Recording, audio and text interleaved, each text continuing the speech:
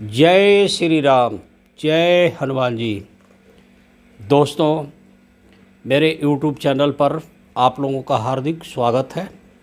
दोस्तों, आज का मुख्य मेरा विषय जो है, कई लोग मेरे से पूछते हैं कि गुरुजी, हमने कई तरह की हनुमान जी के विषय में सुना है।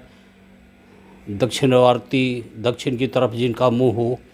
कई लोग कहते हैं कि एक मुखी हनुमान जी, कई लोग कहते हैं पंचमुखी हनुमान जी। एक 11 मुखी हनुमान जी की भी चर्चा आती है।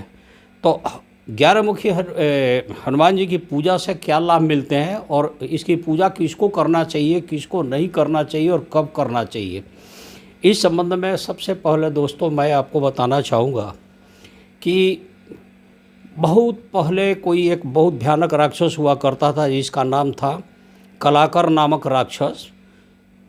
कालकार नाम का जो राक्षस था वो बहुत विध्वंसक था, लेकिन उसको ब्रह्मा जी से एक आशीर्वाद उसने मांगी थी तपस्या करके कि मुझे अमर रहने का आशीर्वाद दीजिए। ब्रह्मा जी ने उसको देने से मना किया।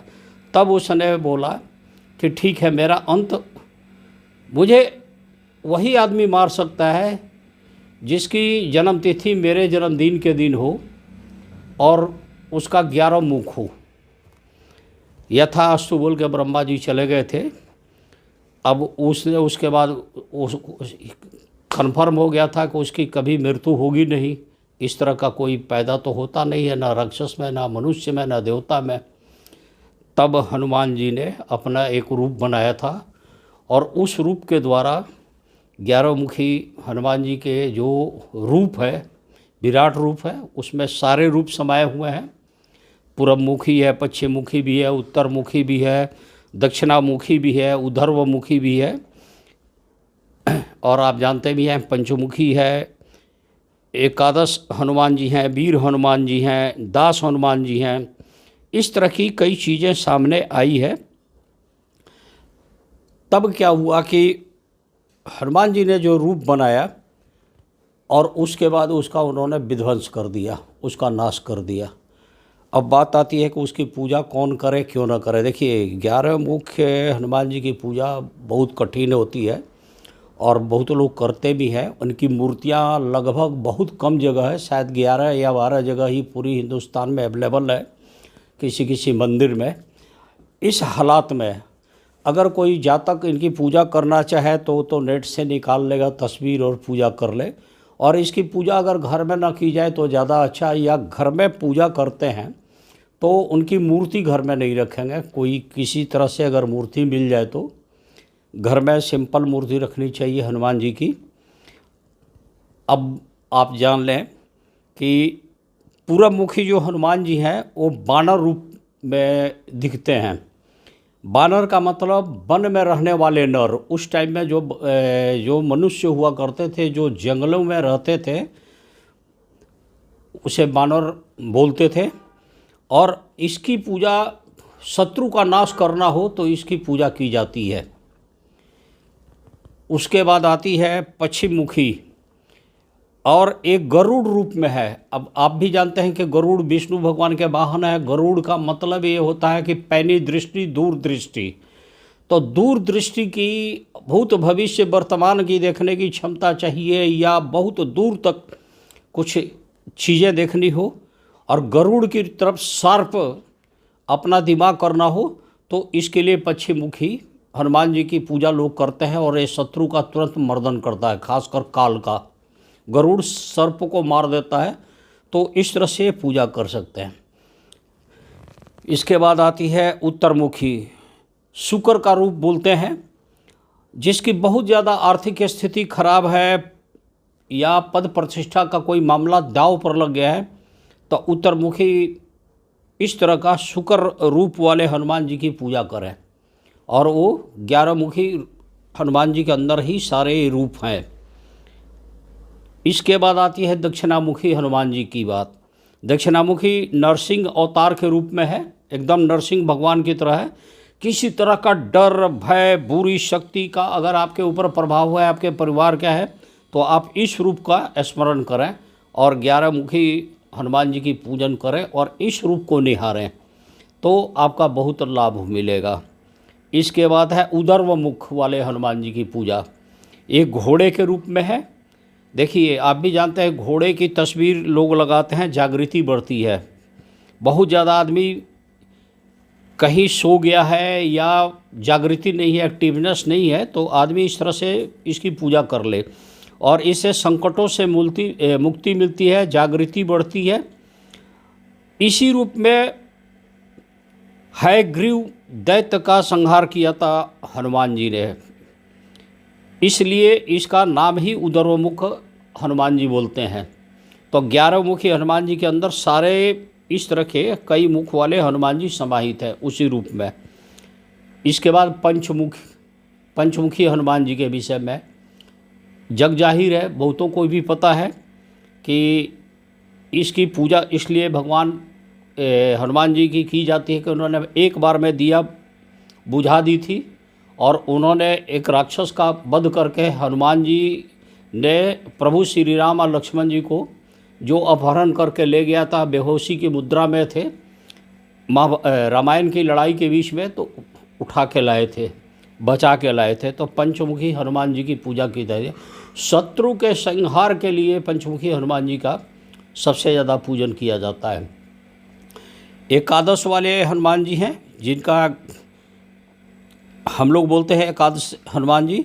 शिव का 11वां अवतार है, 11 अवतार है, जिसमें इनका जो अवतार है उसको बोलते हैं कालकार मुख वाले हनुमान जी। इन्होंने क्या किया था कि कालकार नामक एक भयंकर राक्षस का वध कर दिया था, जो उस टाइम में काफ़ी विध्वंसक रहा, तो इसलिए इनको इस रूप में भी पूजा की जाती है।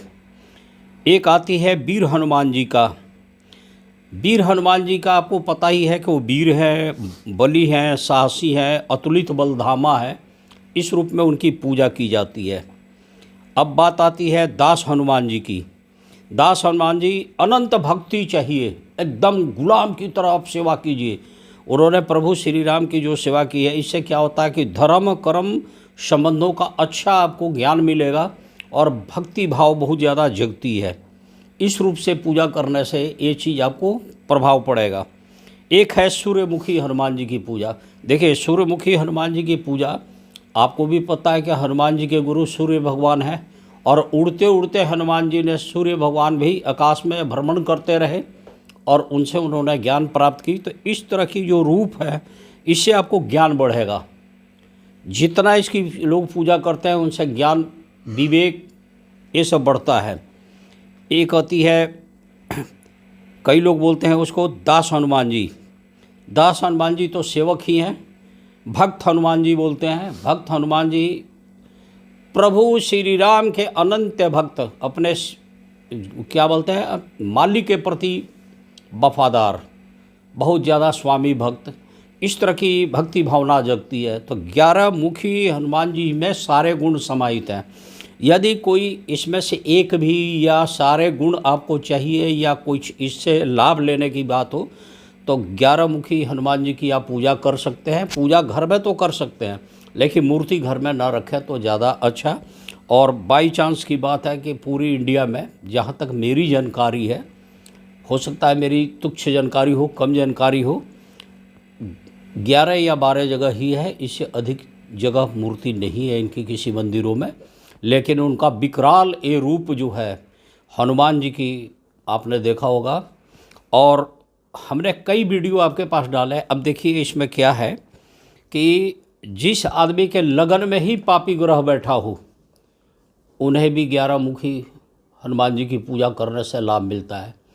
जिसके सप्तम भाव खराब है, यानी जीवन साथी पार्टनर का घर खराब है, या पंचम भाव खराब है, या धन भाव खराब है, या भाग्य घर खराब है, या एकादश भाव जहाँ से लाभ आदमी की मिलती है, अर्निंग, ऐसे आदमी को भी 11 मुखी हनुमान जी की पूजा करना चाहिए।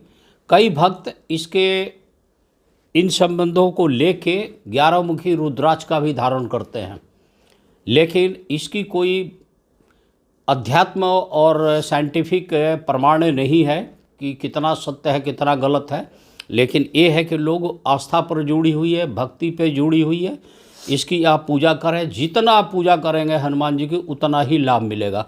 हाँ, जिसके ऊपर कोई बहुत बड़ी संकट है, जनरल केस है, आप हनुमान चालीसा पढ़ें, सुंदरकांड पढ़ें, बीमारी है हनुमान बाहुक पढ़ लें, या शत्रु बहुत ज़्यादा परेशान करते हैं तो फिर आप उसको हम लोग बोलते हैं बजरंग बाण का पाठ करें।